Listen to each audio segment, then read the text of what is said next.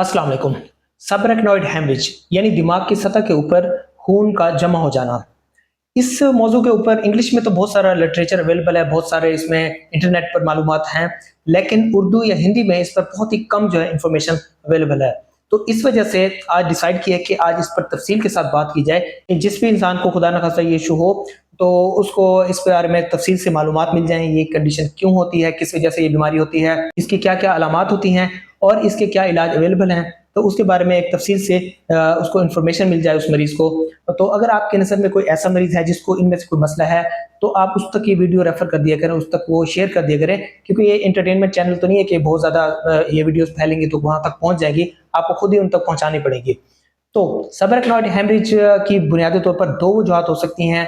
Number एक और सबसे कॉमन वजह है वो उसकी है ट्रॉमा, यानी किसी सर की चोट लगे जिसको, तो उसमें ये हो सकता है। दूसरे नंबर पे ये हो सकता है कि खुदा न खास्ता दिमाग के अंदर नालियों में कोई मसला हो तो उसके फटने की वजह से हो सकता है, जिसको एन्यूरिज्मल सबरेक्नॉइड हेमरेज कहा जाता है। मैं ये सारा डिटेल में आपको बताऊंगा अभी। अब सबरेक्नॉइड हेमरेज क्यों कहते हैं इसको? दिमाग में और भी तो खून के क्लॉट जमा होते हैं कि दिमाग के पैरेन्काइमा के अंदर यानी दिमाग के जो मैटर है उसके अंदर जो खून का लौथरा जमा हो जाता है उसको आईसीएच कहते हैं। और पानी की थैलियां जो होती है दिमाग के अंदर उनमें खून जमा हो जाए, उनका लौथरा जमा हो जाए तो उसको इंट्रावेंट्रिकुलर हेमरेज कहते हैं। तो ये किस तरह से उनसे मुख्तलिफ है और इसकी ट्रीटमेंट और इसके क्या क्या अलामात हैं वो कैसे इससे मुख्तलिफ हैं। तो इसमें एक तो ये कि जगह का फर्क है कि जो सबरेक्नॉइड हेमरेज होता है ब्रेन की तीन लेयर होती हैं, तीन झिल्लियां होती हैं। अगर बाहर से अंदर की तरफ आए तो सबसे ऊपर ड्यूरा मैटर होता है, फिर एरेक्नॉइड होता है और फिर पिया मैटर होता है जो ब्रेन के साथ चिपका होता है।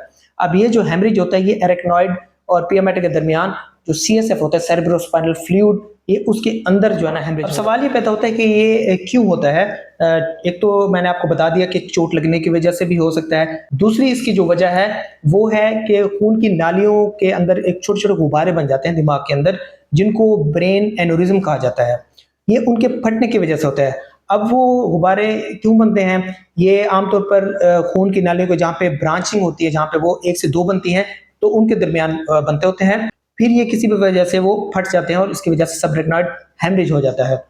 अब उसकी जो अलामात क्या होती है सबरेक्नॉइड हेमरेज की, इसकी जो सबसे ज्यादा अलामत है, जो कि चौंका देने वाली अलामत है, वो ये है कि शदीद सर का दर्द होता है, वर्स्ट हेडेक ऑफ लाइफ। यानी कि ऐसा शदीद सर का दर्द कि जो उस बंदे को जिंदगी में पहले कभी भी नहीं हुआ होगा, उसको बहुत ही शदीद सर का दर्द होता है।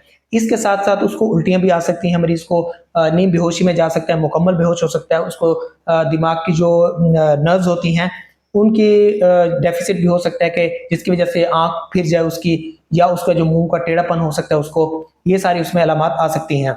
अब मरीज के टेस्ट कौन कौन से कराने चाहिए इसमें? तो इसमें सबसे पहले मरीज को अस्पताल लेके जाना चाहिए और उसका सीटी स्कैन कराना चाहिए। और सीटी स्कैन पे ये इस तरह से, जैसे कि आपको तस्वीर में नजर आ रहा है, ये इस तरह से नजर आता है आपको कि सफेद सफेद ये सारा ऊपर ब्लड पड़ा हुआ है। तो ये सबरेक्नॉइड हेमरेज एक तो डायग्नोस हो गया। अब ऐसे मरीज को स्टेबल करते होते हैं उसको, क्योंकि मरीज बेहोशी में भी हो सकता है, उसका ब्लड प्रेशर लो हो सकता है, तो वो सारा उसको आईसीयू के अंदर दाखिल करके 4 ग्रेड होते हैं इसके, और इसके अलावा एक और ग्रेडिंग सिस्टम भी है जिसके अंदर 5 ग्रेड्स होते हैं। तो उसकी अलामात की बुनियाद पर या उसके सीटी स्कैन की बुनियाद पर मरीज की ग्रेडिंग की जाती है। जो जो ग्रेड बढ़ते जाएंगे तो मरीज की, इसका मतलब है हालत बिगड़ी हुई है और उसकी हालत क्रिटिकल है, तो उसको उस हिसाब से उसका ट्रीटमेंट दिया जाता है। अब इसमें कॉम्प्लिकेशन क्या हो सकती हैं?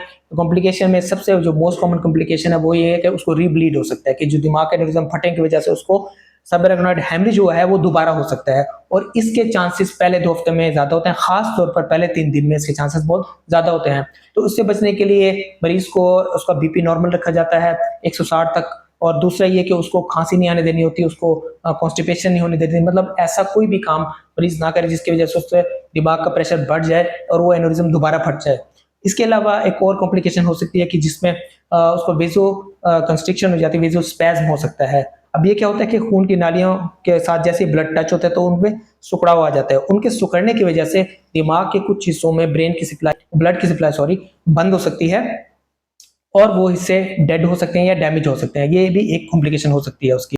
अब ये तो हुआ कि जो उसकी अलामात आई है, उसकी जो एक्यूट उसकी प्रॉब्लम है उसकी स्टेबलाइज करने के सिलसिले में। अब आता है कि एक्चुअली उसको जिसकी वजह से हुआ उसको हम कैसे डायग्नोज करेंगे, उसको कैसे तशखीस होगी और उसका इलाज क्या क्या है। तो जो ब्रेन एनोरिज्म है उसकी तशखीस के लिए एक टेस्ट होता है सीटी एंजियोग्राफी, वो कराया जाता है जब मरीज स्टेबल हो जाता है। मरीज के दिमाग की नालियों को देखने के लिए उसको एक कंट्रास्ट का इंजेक्शन लगाते होते हैं और उसका सीटी स्कैन किया जाता है, जिसमें उसके दिमाग की सारी नालियां वाज़ेह हो जाती हैं और जहाँ पे वो एन्यूरिज्म है, खून की जो नाली की फूलने की वजह से गुब्बारा बन गया है, तो वो एन्यूरिज्म हमें नजर आ जाता है उसमें, और उसके मुताबिक उसका हम ट्रीटमेंट प्लान किया जाता है। अगली वीडियो में हम इसके सारे इलाज के तरीकेकार के बारे में बात करेंगे, जो कि बहुत ज़्यादा इंपॉर्टेंट है और बहुत ज़्यादा मरीज को फ़ायदा देगा कि जो भी इस कंडीशन का शिकार है, तो उसमें हम इस पर तफसील से बात करेंगे इंशाल्लाह अगली वीडियो में। अल्लाह हाफिज़।